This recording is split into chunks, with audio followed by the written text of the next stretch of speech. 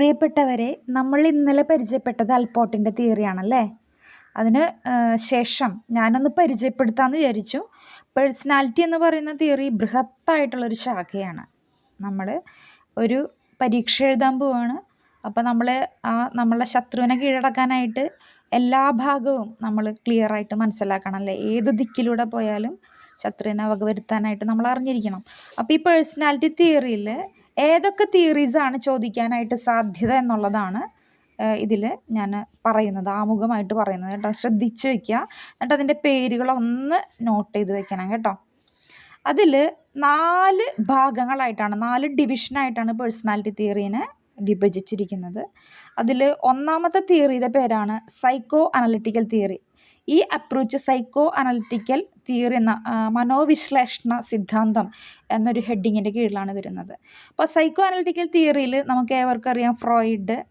ആ ഫ്രോയിഡിൻ്റെ ഭാഗത്തു നിന്ന് ഉറപ്പായിട്ടും ചോദ്യം ചോദിക്കും. Id, ego, super ego, Oedipus complex, Electra complex, phallic stage, അങ്ങനെയുള്ള ഭാഗത്തു നിന്നാണ് ചോദ്യം ചോദിക്കുക. എന്തൊക്കെയാണ് പറഞ്ഞത്? ആദ്യത്തെ തിയറി സൈക്കോ അനലിറ്റിക്കൽ തിയറി, അതായത് മനസ്സിനെ കീറി മുറിച്ച് പഠിച്ചിട്ടുള്ള ശാസ്ത്രശാഖയാണ് സൈക്കോ അനലിറ്റിക്കൽ തിയറി എന്ന് പറയുന്നത്. അവിടെ നിന്ന് ഉറപ്പായിട്ടും ചോദ്യം വരുന്നതാണ് ഫ്രോയിഡിൻ്റെ സൈക്കോ അനലിറ്റിക്കൽ തിയറി. അത് നമ്മൾ ഡീറ്റെയിൽ ആയിട്ട് കാണാം. ഞാൻ നേരത്തെ പറഞ്ഞിട്ടുണ്ട്, എന്നാലും അത് ഡീറ്റെയിൽ ആയിട്ട് കാണാം കേട്ടോ. ദെൻ രണ്ടാമത്താണ് അനലിറ്റിക്കൽ സൈക്കോളജി. അത് അത്രയും ഡീറ്റെയിൽ ആയിട്ട് നമ്മൾ പഠിക്കേണ്ട, പക്ഷേ അത് യുങ് എന്ന് പറയുന്ന ആളുടെയാണ്. JUNG എന്ന് കാണാം നിങ്ങൾക്ക്, പക്ഷെ അത് പ്രൊനൗൺസ് ചെയ്യുന്നത് യുങ് എന്നാണ് കേട്ടോ.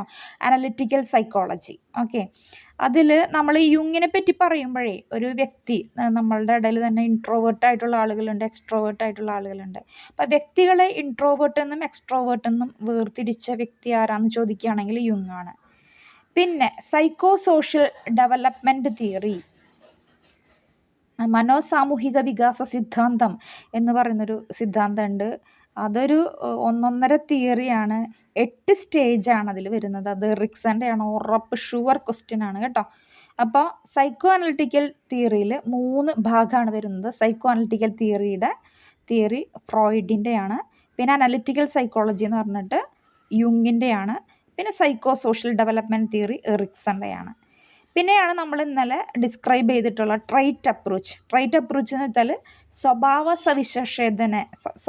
സവിശേഷത. ആ സ്വഭാവ സവിശേഷതനെ ബേസ് ചെയ്തുകൊണ്ട് 3 തിയറികളാണ് വന്നിട്ടുള്ളത്. അതിൽ ഒന്ന് കാറ്റൽ എന്ന് പറയുന്ന ആളുടെയാണ്. കാറ്റലിൻ്റെ ട്രൈറ്റ് തിയറി സ്വഭാവ സവിശേഷതനെ അടിസ്ഥാനമാക്കിയിട്ടുള്ള തിയറിയാണ്. രണ്ടാമത് അൽപോർട്ട് ട്രൈറ്റ് തിയറിയാണ്. അത് ഞാൻ ഇന്നലെ പറഞ്ഞു കഴിഞ്ഞു. അൽപോർട്ട് ട്രൈറ്റ് തിയറി അല്ലേ, അതിൽ എന്തുണ്ട്?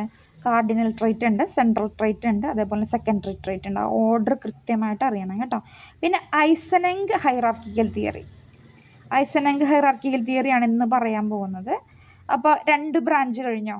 ഒന്നാമത്തെ എന്താണ്? Psycho analytical approach.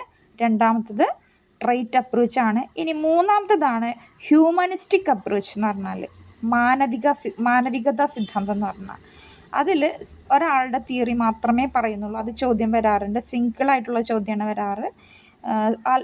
ആത്മാവബോധ സിദ്ധാന്തം അല്ലെങ്കിൽ സെൽഫ് തിയറി ആരാണ് ഇൻട്രൊഡ്യൂസ് ചെയ്തത്? കാൾ റോജറിൻ്റെ തിയറിയുടെ പേരാണ് ചോദിക്കുക, സെൽഫ് തിയറി. പിന്നെ വരുന്നത് 4ാമത്തെ തിയറിയാണ് theories adopting the analysis of transaction. അതായത് നമ്മളുടെ എങ്ങനെയാണ് നമ്മൾ ബിഹേവ് ചെയ്യുന്നത് അതിൻ്റെ ബേസിൽ വരുന്നതാണ്. അതിൽ നിന്നും ചോദ്യം വരാറുണ്ട്. Theory of transactional analysis, Malayalam വിനിമയാപഗ്രഥനം എന്നാണ്. അത് എറിക് ബേണിൻ്റെയാണ്. അപ്പോൾ ഇത്രയൊന്ന് നോട്ട് ചെയ്ത് വയ്ക്കുക. അവരെ പേരുകൾ ഒന്ന് ജസ്റ്റ് ഒന്ന് നോട്ട് ചെയ്ത് വയ്ക്കുക കേട്ടോ. അപ്പോൾ എന്നിട്ടാണ് നമ്മൾ ആ തിയറികളിലേക്ക് പോകുന്നത്.